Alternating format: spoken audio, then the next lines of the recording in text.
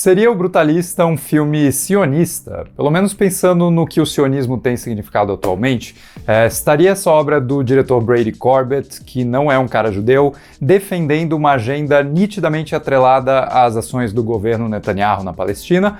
Ou será que existe algo mais complexo por trás dessa impressão inicial que algumas pessoas tiveram com o filme? Vamos discutir isso junto com várias outras ideias que esse projeto ambicioso tenta abordar ao longo das suas 3 horas e 35 minutos. Sim, é bastante tempo, mas sendo sincero, eu não senti esse tempo passar, e não só porque o filme inclui um intervalo de 15 minutos no meio, perfeito pra gente esticar as pernas, esvaziar a bexiga, né, e até pensar no que aconteceu até ali, mas também porque o ritmo da narrativa me pareceu quase impecável, com cenas dinâmicas e sempre interessantes que constroem uma grande expectativa de êxito do protagonista na primeira metade e depois se dedicam a desconstruir, subverter e traumatizar essa expectativa na segunda parte. E olha que esse segundo momento tropeça em outros aspectos, como algumas decisões de roteiro questionáveis e uma resolução que não parece tão bem arquitetada quanto todo o caminho até ali, mas que a gente vai discutir logo mais. Só que nada disso afetou o quanto eu me senti engajado nessa história sobre um imigrante judeu que escapa do nazifascismo na Europa para se deparar com o capitalismo nos Estados Unidos e que enfrenta tantos outros problemas nessa sua tentativa de se adaptar e criar uma vida nesse novo lugar. Eu quero até falar um pouco sobre a ambição do diretor nesse projeto, já que muitas vezes a gente vê a palavra pretensioso sendo atrelada imediatamente a algo assim, né? Ou mesmo uma crítica ao que muitos consideram um fetiche técnico, como a escolha do Brady Corbet de filmar usando o VistaVision, um formato de alta resolução que o cinema americano não usava inteiramente desde 1961. Claro que esse tipo de coisa pode parecer preciosista, né? Como se o diretor se importasse mais com a tecnicalidade do seu processo de filmagem do que com a alma do seu fazer artístico, mas honestamente eu acho bacana quando um filme é construído com esse nível de atenção a detalhes, e existe algo poético em saber que O Brutalista foi filmado de um jeito semelhante a filmes como Um Corpo que Cai e Intriga Internacional do Hitchcock. Sei lá, tudo que fuja visualmente das cores lavadas e da imagem digital sem textura dos filmes da Marvel me agrada bastante. Até existe uma influência do próprio movimento brutalista na linguagem do filme, tanto pela trilha sonora maravilhosa do Daniel Blumberg, que se utiliza muito de 4 notas simples e econômicas tocadas por instrumentos graves de metal como a trompa e o trombone, emulando o peso e o minimalismo dos blocos de concreto que definem muitas obras desse movimento. Ou então na montagem, que replica a precisão geométrica do movimento no seu uso de planos longos, como as linhas retas de uma construção brutalista, e que são eventualmente interrompidos por cortes bruscos e curtos, como se fossem as quinas afiadas dessas obras. A própria estrutura do filme traz essa simetria, né, com as duas partes durando por volta de 1 hora e 40 minutos, e dentro desse tempo existe a introdução e o epílogo, que duram os dois aproximadamente 11 minutos e meio. Ah, mas o cinema não é matemática, o cinema é para ser orgânico e vivo e transcendental, né? E eu sei que esses detalhes técnicos podem parecer saídos da escola Christopher Nolan de se importar mais com o truque narrativo da vez e não tanto com a naturalidade que vem do conjunto da obra. Eu digo isso porque eu não sou muito fã de Oppenheimer, por exemplo, e um dos meus maiores problemas com o filme é esse apego do diretor a uma não linearidade narrativa e um estilo de montagem cheio de cortes estilizados que me parecem servir muito mais à autoimportância e até à vaidade do Nolan do que à experiência de quem está assistindo. Eu gosto do Nolan, eu só não gostei de Oppenheimer. Mas aqui no Brutalista, essa suposta pretensiosidade do Brady Corbet nunca distrai da história que ele está contando. Eu não vejo suas escolhas criativas como fetiches autoindulgentes, mas sim como ferramentas coerentes com toda a identidade da obra, né? Assim como o protagonista, o Laszlo Toth, também se apega a detalhes que parecem supérfluos aos outros, mas que fazem a diferença na visão artística que ele está sustentando. Mas beleza, é claro que tudo isso poderia funcionar narrativamente e ainda assim não se converter numa conexão emocional genuína entre a gente e os personagens, os seus objetivos, as suas dores. Eu até sinto que o Brutalista não consegue exatamente contar uma história que nos mova, no sentido mais tradicional da coisa, né? Eu não fiquei emocionado com a trajetória ou com o desfecho da vida dessas pessoas, eu não chorei ou vibrei com elas, mas eu nem vejo isso como um problema. Sei lá, pra mim o Brady Corbet me parece muito mais interessado em sustentar uma ambiguidade moral nos seus personagens, fazendo com que eles sejam falhos e vulneráveis, enviesados, né? Enquanto as ideias que o filme aborda se levantam acima deles, de um jeito um pouco mais definitivamente positivo ou negativo, né? Assim, o filme consegue tecer um comentário super afiado e relevante sobre a experiência do imigrante nos Estados Unidos, sem precisar fazer do Laszlo um coitadinho virtuoso e isento de falhas. Ao mesmo tempo, quando critica a exploração que ele sofre nas mãos do Harrison Van Buren, um cara super rico interpretado pelo Guy Pearce, o filme, até certo ponto, não precisa fazer dele um vilão tão assumido e estereotipado para que a gente compreenda a natureza predatória dessa relação. Até certo ponto. Daqui a pouco eu falo mais sobre uma decisão que prejudica bastante essa questão, na minha opinião. Mas enfim, eu digo tranquilamente que a relação entre o Laszlo e o Van Buren é a alma do filme, porque as suas interações funcionam muito para construir tanto essa visão sombria do que significa ser um imigrante num país como os Estados Unidos, quanto para explorar o vazio e a superficialidade de uma elite econômica que considera a cultura como mais uma das suas posses, e não tanto como um caminho de aproximação e igualdade entre pessoas diferentes. Aliás, a dinâmica entre eles, que já era boa no ótimo roteiro do Brady e da sua esposa Mona Fastvold, se torna ainda melhor pelas atuações do Adrien Brody e do Guy Pearce. E se o Adrien continua capitalizando em cima da sua expressividade vulnerável, né, especificamente no quanto os seus olhos entregam para o mundo uma instabilidade emocional que ele gostaria de manter escondida dos outros, o Guy Pearce surge simplesmente como uma força magnética que praticamente rouba o filme para si, sendo esse tipo de magnata complexo que se torna tão interessante de assistir em filmes, por exemplo, como Cidadão Kane, que é claro que é um filme superior, mas semelhante em alguns aspectos. E olha que eu gosto do Kieran Culkin em A Verdadeira Dor, mas o Guy Pearce é o meu indicado favorito na categoria coadjuvante desse ano. Ele realmente está incrível. Vamos discutir melhor essa dinâmica, essas ideias, e daí fica o aviso de spoilers, pra gente entrar nos detalhes, né? Se você não viu Brutalista, assiste lá e depois volta pra cá.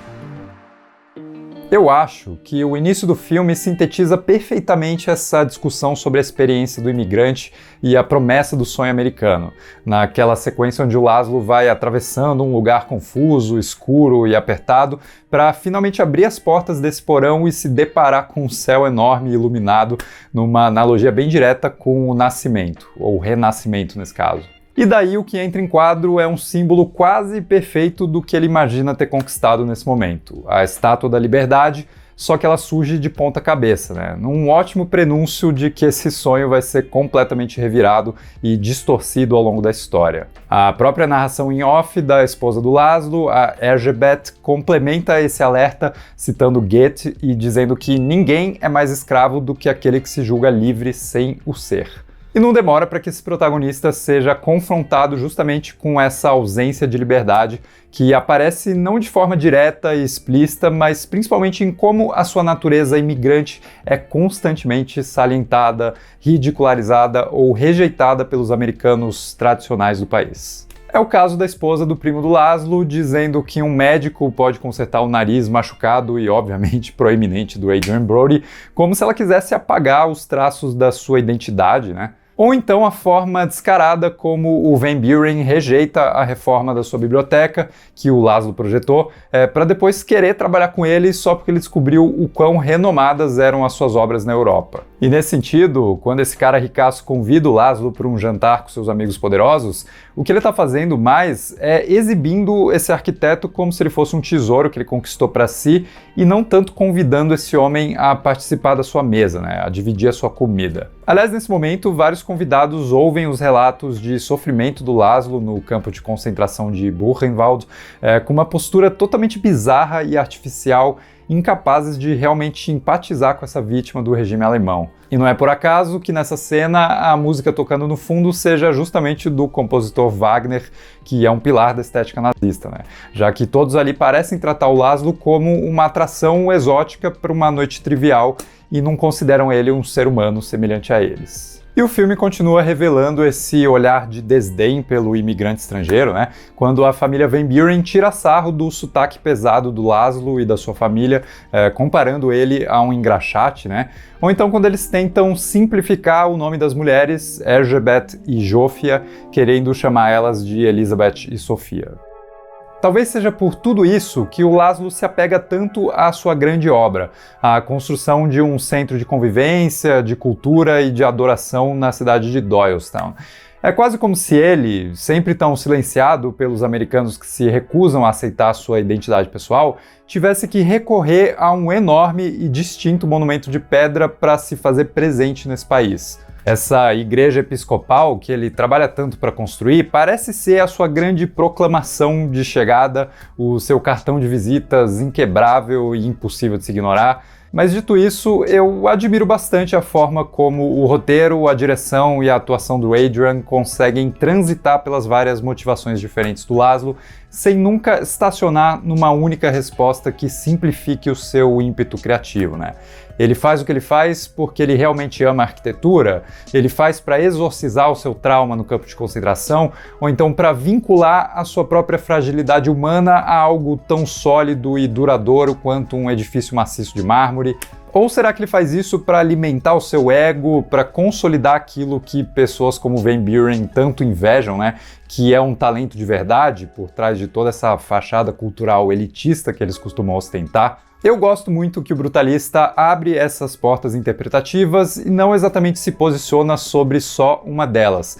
Embora eu sei que muita gente vai achar que isso acontece no epílogo, né? Que parece querer explicar tudo que a gente viu de um jeito didático demais. Mas eu tenho algo a dizer sobre esse final também, só que antes disso eu preciso reclamar um pouco do que acontece entre o Laszlo e o Van Buren no meio da segunda parte. Esse talvez seja o meu grande problema com o filme, né? A relação entre esses dois personagens, patrão e empregado, rico e assalariado, americano e imigrante, já estava tão bem trabalhada na sua natureza nitidamente abusiva que eu achei bastante incômodo que o roteiro tenha sentido a necessidade de acrescentar um abuso sexual literal nessa dinâmica. Quando eles viajam para escolher um mármore super especial para o altar da igreja, o Van Buren se aproveita do Laszlo num momento de vulnerabilidade por conta do seu vício e estupra ele ali mesmo, né? Num esforço, na minha opinião, desnecessário do roteiro em concretizar, sem qualquer sombra de dúvidas, o caráter vilanesco desse personagem. Para mim, esse é um momento raro de insegurança do roteiro, né? Que sente a necessidade de explicar de um jeito quase sensacionalista aquilo que já estava perfeitamente implícito nessa dinâmica entre o Laszlo e o seu patrocinador. E daí pra frente eu acho que o roteiro vai se perdendo sem conseguir encontrar uma resolução satisfatória para tudo que ele construiu antes. E eu nem tô falando do epílogo, né? Mas o clímax que ocorre antes, voltado unicamente para essa situação do abuso, não dá conta de amarrar as várias ideias interessantes que o filme vinha levantando antes, na minha opinião. Mas aí vem uma outra questão que também pode afetar bastante a relação do público com o Brutalista, que é a suposta agenda sionista do filme, né? Enxergada por algumas pessoas como um discurso pró-governo de Israel do Benjamin Netanyahu, e que eu pretendo discutir puxando um artigo do Joseph Fahin, publicado no site Middle East Eye. Bom, vamos dar uma olhada com bastante calma nisso tudo.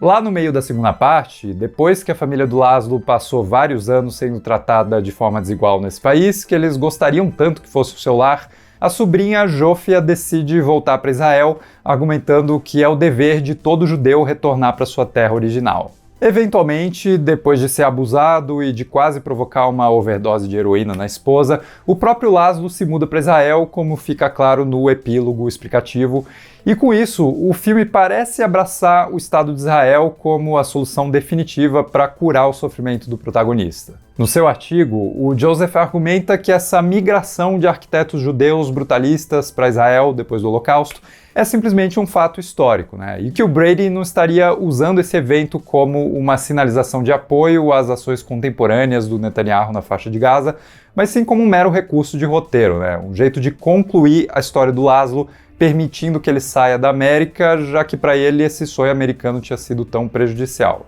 E o Joseph também apresenta algumas evidências de que não existe um teor de nacionalismo judaico extremo emanando desse protagonista. Segundo ele, o Laszlo se mostra meio indiferente com relação à religião, né? Coisa que já não acontece tanto com a sua esposa e principalmente a sua sobrinha, que é a mais apegada à sua raiz judaica. Mas o Laszlo nunca é visto orando sozinho e na sinagoga ele parece se entregar a uma celebração muito mais ritualística do que espiritual, né? A sua relação com o judaísmo poderia ser vista como algo bem mais cultural do que ideológico. E numa das conversas com Van Buren, o Laszlo diz que o seu legado serve a um propósito muito mais ativista do que religioso. Ele não está tentando construir um monumento em homenagem à sua fé, mas sim provocar estímulos políticos através dos seus designs provocantes. Tanto é que na construção planejada em Doylestown, ele eventualmente aceita numa boa que a maior parte do lugar sirva como capela protestante, dedicando seus talentos e os seus anos de vida a uma obra que pretende agregar os fiéis de uma crença que não é a sua. Fora isso, quando a Jofia discursa lá no epílogo, parece que ela está tentando sintetizar o Laszlo e as suas obras, explicando pra gente o significado delas e reduzindo a complexidade desse personagem e da própria temática do filme a uma posição única e definitiva, né? Que inclusive parece vincular o legado do arquiteto a essa nacionalidade israelense. Muita gente tem tomado esse final como verdade absoluta, né? Como o diretor explicitando o discurso do seu filme, mas o Joseph, lá no artigo, defende um caráter muito mais subjetivo e irônico desse final. Ali, o Laszlo se encontra debilitado numa cadeira de rodas e não profere uma única palavra, né? Se mantendo calado enquanto a sua sobrinha literalmente diz que vai falar por ele nessa noite. E daí o Mark Ash, que também comentou esse final num artigo no site The Art Newspaper, defende que o filme deixa em aberto se a gente deveria ou não acreditar no que a Jofia diz nesse discurso. Ele sustenta que o final poderia estar justamente usando um discurso tão estranhamente definitivo para contrastar com a verdadeira subjetividade da arte que permeia o resto do filme, né? Quase como se esse epílogo esquisito, simplista e filmado em imagens digitais feias e distantes da imagem belíssima da câmera VistaVision fosse um espaço negativo que existe dessa forma para chamar atenção para o espaço positivo da obra, que seria todo o resto da narrativa complexa, ambígua e cinzenta do filme. Por mais que a Jofia tente definir o seu tio num discurso pronto, a gente acabou de testemunhar um grande recorte da sua vida que é muito mais recheado de nuance e que parece contrastar totalmente com esse final, talvez, segundo esses autores que eu citei, de propósito, para mostrar que as outras pessoas vão sempre tentar encaixotar a visão de um artista dentro das suas próprias visões de mundo. E nesse sentido, o suposto sionismo problemático que estaria por trás do filme não seria uma posição do diretor ou mesmo do protagonista, mas talvez uma causa abraçada por um dos personagens, a Jofia, no caso, né? Que realmente parece querer se apropriar do legado do seu tio para servir a essa causa que é tão importante para ela. É claro que fora do filme eu entendo o incômodo de muitas pessoas com um filme que traz essa questão à tona justamente no momento em que a gente vive hoje, mas recentemente o diretor Brady Corbett fez todo um movimento a favor da distribuição do filme No Other Land, indicado a melhor documentário no Oscar 2025. E justamente um filme que retrata de forma direta e brutal os militares israelenses destruindo a casa de pessoas comuns na Cisjordânia. Aliás, um filme muito impactante, né? É o meu documentário favorito nessa categoria e o que mais me comoveu e que parece ter comovido o diretor Brady Corbett também. Enfim, eu achei interessante discutir tudo isso, né? E eu realmente quis me aprofundar um pouco mais nesse aspecto que tem sido bem questionado nesse filme, porque eu realmente gostei de Brutalista, mesmo que eu não tenha adorado o filme ou considerado ele uma grande obra irretocável, né? Eu ainda me incomodo com vários elementos da segunda parte que arriscam desmoronar o trabalho tão consistente que vinha sendo feito até ali. Mas no final do dia, eu acho que a obra se sustenta, né? Eu me envolvi demais com as ideias levantadas pelo filme, eu me conectei às interpretações principais, mesmo que não ao ponto de torcer ativamente por eles. Mas eu nem acho que o filme é sobre isso, né? Sobre uma catarse bonitinha e bem amarrada. Ele é, com o perdão do trocadilho, muito mais brutal, já que a realidade de pessoas como o Laszlo, como a Erzsébet e a Jofia deve ter sido bem pesada mesmo. E eu admiro muito a ambição do diretor em retratar essa experiência do imigrante numa narrativa tão densa. mesmo que ele não se saia tão bem quanto, digamos, um Paul Thomas Anderson, que parece ser uma influência bem direta. Eu prefiro mil vezes um cineasta que procura ser grandioso assim, do que milhares de outras vozes que se contentam com a mediocridade. Mas diz aí nos comentários o que você achou de O Brutalista, vamos continuar essa discussão, e se gostou do vídeo, não esquece de deixar um like, se inscrever no canal, e a gente se vê no próximo vídeo.